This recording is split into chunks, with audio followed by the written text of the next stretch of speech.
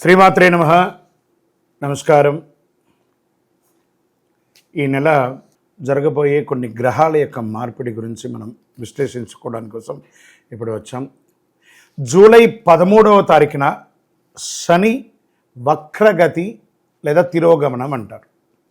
మరి ఈ శని వక్రగతి అంటే ఏంటి, దీనివల్ల వచ్చే లాభ నష్టాలు ఏంటి, ఏ రాశుల మీద ప్రభావం పడుతుంది, శని వక్రగతి ఎప్పుడు స్టార్ట్ అవుతుంది, ఎప్పుడు ముగుస్తుంది, వాటన్నిటిని మనం విశ్లేషించుకోబోతున్నాం.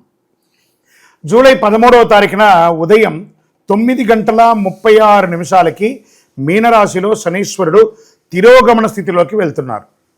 138 రోజులు ఈ కొన్ని రాశుల వారికంతా పట్టిందల్లా బంగారమైన కూడా చెప్పచ్చు. నవంబర్ వరకు తిరోగమన గమనంలో ఉంటాడు.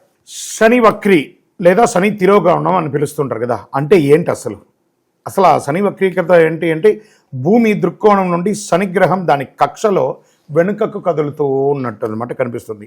ఇది సంభవిస్తుంది. వేద జ్యోతిశాస్త్ర ప్రకారము వక్రి అనే పదం ఒక గ్రహం యొక్క స్పష్టమైన తిరోగమన కదలికను సూచిస్తుంది. అదే వక్రి అంటే. సరే, శని యొక్క వక్రగతి ఎన్ని రోజులు ఉంటుంది, ఎంతకాలం ఉంటుంది? జ్యోతిశాస్త్రంలో శనిగ్రహానికి గొప్ప దుష్కార్యకారకుడు అనే ఒక పేరు కూడా ఉంది. శని ఈశ్వర శబ్దం కలిగిన వాడు. అన్ని దేవుళ్ళకి ఈశ్వర నామం రాలేదు, దీనికి శనేశ్వర, తర్వాత తిరుపతిలో ఉన్నటువంటి వెంకటేశ్వర, ఈశ్వర శబ్దం కలిగినటువంటి 2 దేవతలు కూడా చెప్పచ్చు. ఇది మనకు ముఖ్యమైనటువంటి జీవిత పాఠాలను బోధించే ఒక అద్భుతమైనటువంటి గ్రహం ఏదైనా ఉందంటే మనం ఎవరు అని క్లెన్స్ చేసి చూపించే ఒక అద్భుత గ్రహం శని గ్రహం. సంవత్సరానికి ఒక్కసారి శని సుమారుగా 4.5 నెలలు తిరోగమనంలో ఉంటారు.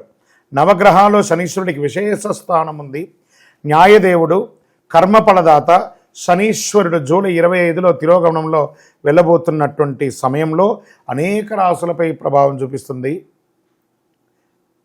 వేగం, చురుకుదనం, క్రియాశీలత్వం పెరిగి చేష్టాబలం ఏర్పడుతుంది. నెమ్మదిగా ఆలస్యంగా ఇచ్చే ఫలితాలు అతి త్వరలో ఇవ్వడం కూడా జరుగుతుంది. తిరోగమనం ఈయనకి మందగమనం పేరు కదా, స్లోగా వెళ్తాడు కదా, అదే తిరోగమనంలో ఎలా వెళ్ళాడో అంతకు రెట్టింతలు స్పీడ్గా వచ్చి అనుగ్రహాన్ని ఇచ్చిపోతాడట. వాస్తవానికి 2025 సంవత్సరంలో మార్చి 29 శనీశ్వరుడు తన రాశిని మార్చుకున్నాడు. ఉగాది నుండి శనీశ్వరుడు కుంభరాశి నుండి మీనరాశిలోకి వచ్చాడు. శనీశ్వరుడు తిరోగమనం కొన్ని రాశులకి చెడుగు జరుగుతుందా, మరికొన్ని రాశులకు ప్రయోజనం జరుగుతుందా? శనీశ్వర తిరోగమనంలో శనీశ్వర ఆశీర్వాదంతో అదృష్టాన్ని పెంచి పోషించే కొన్ని గ్రహాలు 138 రోజులు నవంబర్ 28 వరకు ప్రత్యక్షంగా మారబోతుంది. వృషభ, మిథున, కర్కాటక, తుల, మకర, కుంభరాశుల వారికి అద్భుతమైనటువంటి ఆదాయ లాభాలు, పదోన్నతి, ఉద్యోగాలు వంటి అంశాల్లో సానుకూలత చేపడుతుంది. ఇందులో రాశి పరంగా ఒక్కొక్క రాశిగా మనం తీసుకుంటే సింహరాశి వారు, వీడికి వచ్చేసి అష్టమ శని నడుస్తుంది కాబట్టి శని వక్రగతిలో ఇబ్బంది అంటూ పెద్దగా కలిగే అవకాశాలు అంటూ ఏమీ లేదు. కాస్త ఆరోగ్యపరంగా జాగ్రత్త పడండి. మీ యొక్క పనులన్నీ కూడా కాస్త మందంగా జాగుతూ ఉంటుంది. ఎందుకంటే ఇటు అష్టమ శని అవుతుంది, ఇటు తిరోగమన శని ఉంది. రెండు ఇట్లా క్లాష్ అయ్యేటప్పుడు కొంచెం ఇటు స్లోగా ఇటు ఫాస్ట్గా ఉన్నప్పుడు కొంచెం చిన్న వాహన ప్రమాదాలు లేదా కోర్టు కేసు వ్యవహారాలు కొంచెం ఇబ్బందులు ఇవన్నీ కూడా జరిగే అవకాశాలు ఉన్నాయి. సింహరాశి మిత్రులారా, కాస్త జాగ్రత్తగా ఉండండి. ఎందుకంటే ఆరోగ్యం పట్ల ఏమైనా శస్త్రచికిత్స జరిగే అవకాశం ఉందని గట్టిగా చెప్పబడుతుంది కాబట్టి కొత్త ఏ విధమైనటువంటి ప్రయోగాలు చెయ్యకండి. శని వక్రగతి తిరోగమనంలో పాటించవలసినటువంటి కొన్ని పరిహారాలు. నవగ్రహాలు అన్ని కూడాను ఉన్నటువంటి ఒక దేవాలయంలో, ఏదో ఒక దేవాలయంలో నవగ్రహాలు ఉంటాయి. 9 నుండి 10:30 రావుకాలం ఉంటుంది శనివారాల్లో. ఆ సమయంలో ఒక 19 ప్రదక్షిణాలు చేయడం, మీ వయస్సు ఎంత ఉందో అన్ని నువ్వుల నూనెతో దీపం వెలిగించడం, కరుంగాళి మాల, ఈ కరుంగాళి మాల ధరించడం వల్ల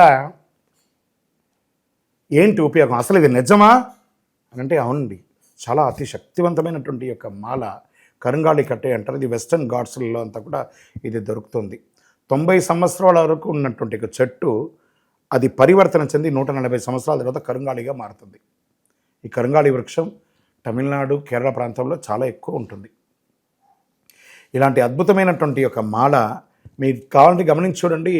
పూర్వీక రాజపరంపర కోటలలో ఆ దాళమందిరాలు, పెద్ద పెద్ద దేవాలయాలకి దాళమందిరాలు అంతా కూడా ఈ కరుంగాళి కర్రతోనే తయారు చేస్తారు. ఎందుకంటే లైఫ్ ఎక్కువ, దీనికి బాగా పవర్ కూడా ఎక్కువ ఉంటుందని. మరి ఇది ధరించడం వల్ల ఏం ఉపయోగం అండి అంటే జన వశీకరణం, ఏ విధమైనటువంటి నెగిటివ్ ఉన్నా తొలగిపోతుంది. ఫస్ట్ దీనివల్ల ఉన్న నెగిటివ్ కాస్త తొలగిపోతుంది. ఆరోగ్యం బాగుపడుతుందండి. చక్రాస్ అన్ని యాక్టివేట్ అయ్యి సంపూర్ణమైనటువంటి ఆరోగ్యవంతులుగా ఉంటారు. ఇది దీనివల్ల ఉపయోగం. ఏమండి దీన్ని వేసుకుంటే చాలా గొప్ప శక్తివంతులైపోతారు, ఐశ్వర్యవంతులైపోతారని ఒక చిన్న అపోహ ఉంది. అలాంటి అపోహలకంతా వెళ్ళకండి. ఆరోగ్యం బాగుందా, ఐశ్వర్యం ఆటోమేటిక్గా వచ్చేస్తుంది కదా. నెగిటివ్స్ పోయిందా, ఐశ్వర్యం వచ్చేసింది కదా. అలాంటివి చేయండి, తప్పకుండా మీకు ఉపయోగం ఉంటుంది. ఈ సైజ్ వైజ్గా ఉంటుంది. మన దగ్గర 6 mm అని, 8 mm అని, 10 mm అని ఉంటుంది. కావలసిన వారు దాన్ని సంప్రదించండి. మరి ఈ మాలను ధరించేటప్పుడు మేము ఏమైనా పాటించాలా అంటే అవునండి, కొన్ని పాటించక తప్పదు. మధుమాంసాలకి దూరంగా ఉండండి. ఇది వేసుకునేటప్పుడు ఖచ్చితంగా పడుకునేటప్పుడు ఇప్పేసేయండి. మరణాల దగ్గరికి, చావుల దగ్గరికి వెళ్లకుండా ఉంటే సరిపోతుంది. మళ్ళీ మరుసటి రోజు స్నానం చేసి ఈ మాలను ఇలా చేతిలో పెట్టుకొని మేము ఇచ్చే మంత్రాన్ని జపం చేసి వేసుకోండి. అప్పుడే దానికి పవర్ అనేది వస్తుంది. ఈ యొక్క కరుంగాళి మాల. మరి ఈ కరుంగాళి మాల ఎక్కడెక్కడ దొరుకుతుంది అని అంటే ఈరోజు ఎవరు పడితే వాళ్ళు డూప్లికేట్స్ని కూడా మార్కెట్లో విపరీతంగా ప్రచారం చేసి అమ్మేస్తున్నారు.